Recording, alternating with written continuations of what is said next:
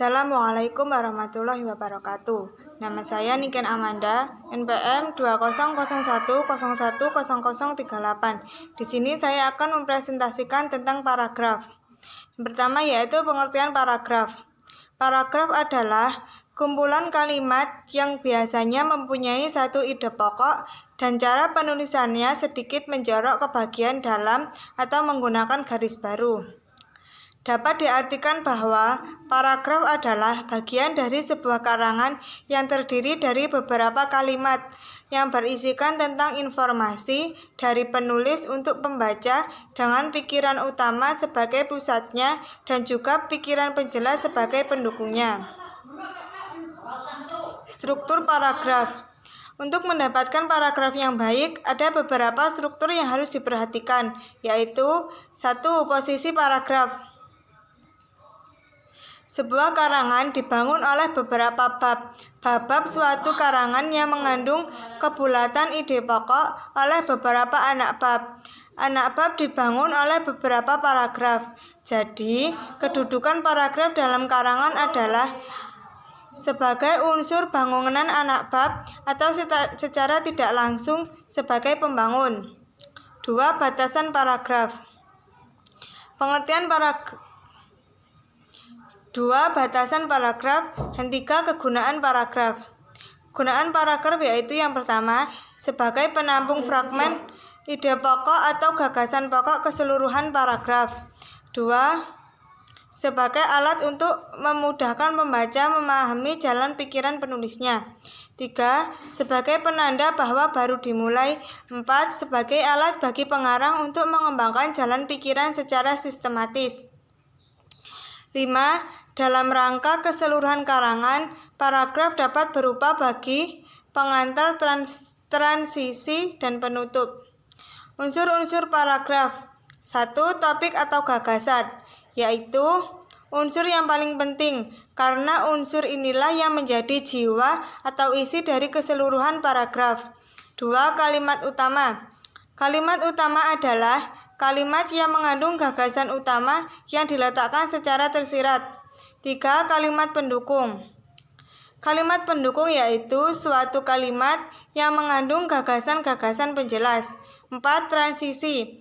Supaya menjadi paragraf yang padu, kalimat-kalimat di dalam paragraf disusun dengan menggunakan transisi atau konjungsi. 5. Penegas.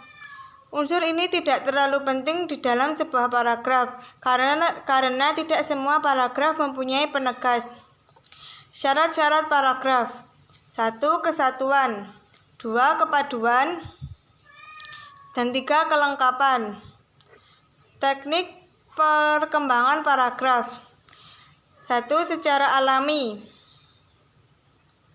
Dalam hal ini, penulis sekedar menggunakan pola yang sudah ada pada objek atau kejadian yang dibicarakan. Susunan logis ini mengenai dua macam urutan, yaitu urutan ruang spesial yang membaca dari satu titik ke titik berikutnya yang berdekatan dalam sebuah ruang. 2. Urutan waktu yang menggambarkan urutan terjadinya peristiwa, perbuatan, atau tindakan. 2. Klimaks dan antiklimaks. Pikiran utama mula-mula diperinci dengan sebuah gagasan bawahan yang dianggap paling rendah kedudukannya, kemudian berangsur-angsur dengan gagasan lain hingga gagasan yang paling tinggi kederajatnya.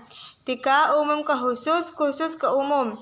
Cara pengungkapan paragraf yang paling sering digunakan adalah cara deduktif dan induktif.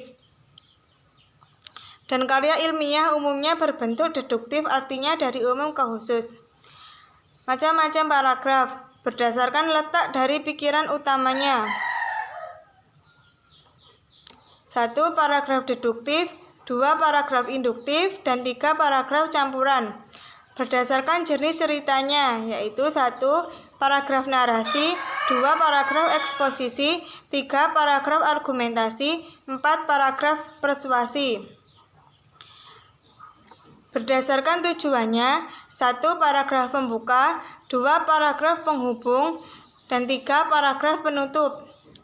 Berdasarkan isi, 1. Paragraf deskripsi, 2. Paragraf proses.